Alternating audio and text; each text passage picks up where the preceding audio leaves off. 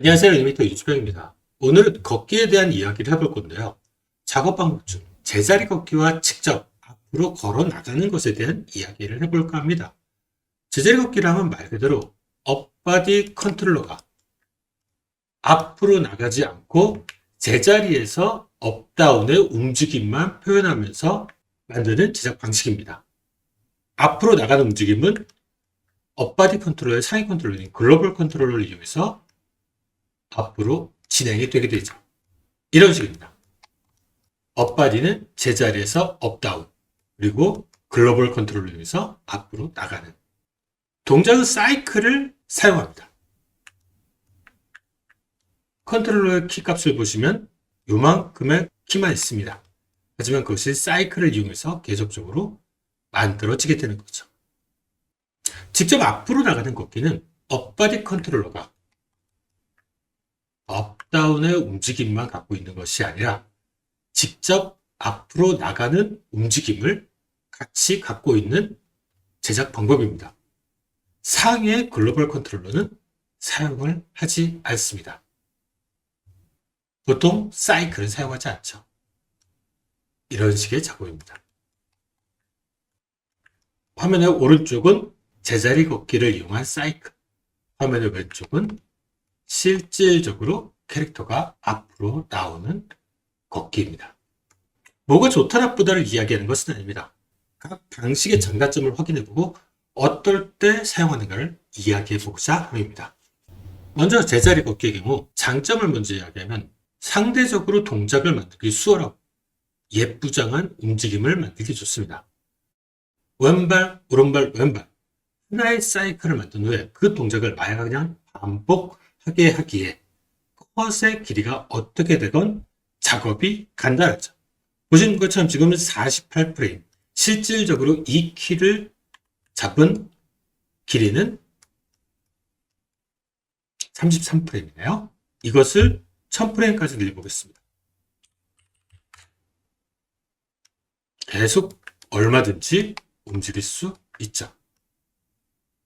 사이클이기에 가능합니다. 적극적으로 활용한 작업은 게임의 영역입니다. 동작을 만든 후 유저의 조작에 따라 방향을 보여가면서 걷는 것. 또 하나의 동작 사이클을 정확하고 신경 써서 만들면 전체적으로 잘 만든 동작이 계속 유지가 될 수 있는 것이 큰 장점입니다. 단점은 다리 미끄러질 수 있다는 것입니다. 앞으로 나가지 않고 그냥 제자리에서 걷는 움직임을 만들다 보니 차후에 글로벌 컨트롤을 이용해서 앞으로 나갈 때 발의 위치를 맞춰줘야 되는 그 상황이 벌어집니다. 지금도 살짝 미끄러지는 느낌이 들고 있죠.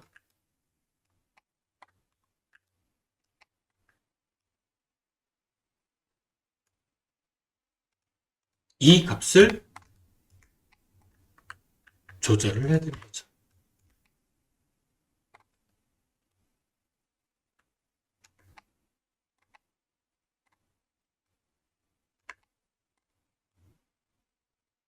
이런 식으로.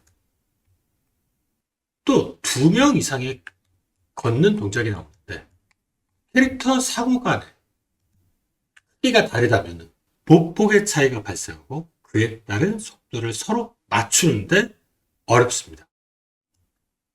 보시는 바와 같습니다. 같은 걸음인데 캐릭터 크기가 차이가 나다 보니 서로 걷는 거리가 달라지는 거죠.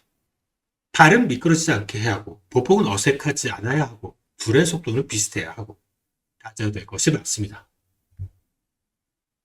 또 평지에서는 괜찮습니다. 평지에서는 괜찮은데 만약 걷는 중간에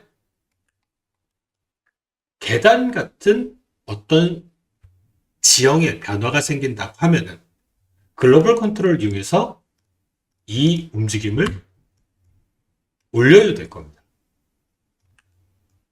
그러면은 나머지 발이 땅을 딛고 있어야 하는 발이 떠오르는 상황이 벌어지죠.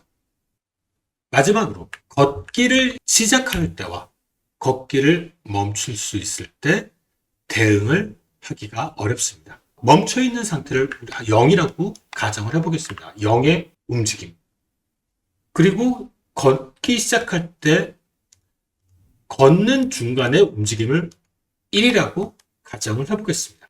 우리 걷기를 하다 보면은 0에서 1로 바로 연결되는 것이 아니라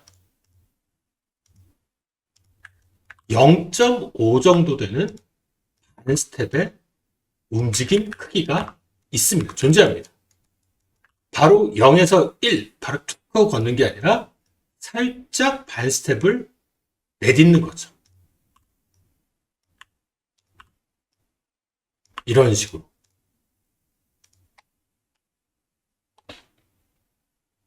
멈출 때 역시 마찬가지입니다.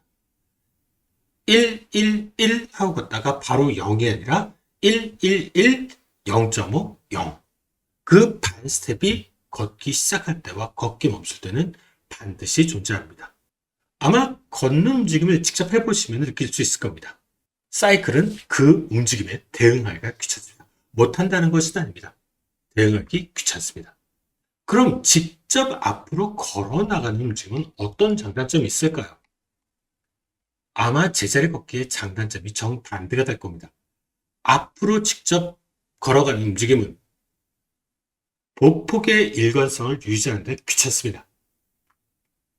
계속 몸의 움직임을 만들어줘야 되기도 하고 너무나도 신경 쓸 부분들이 많습니다.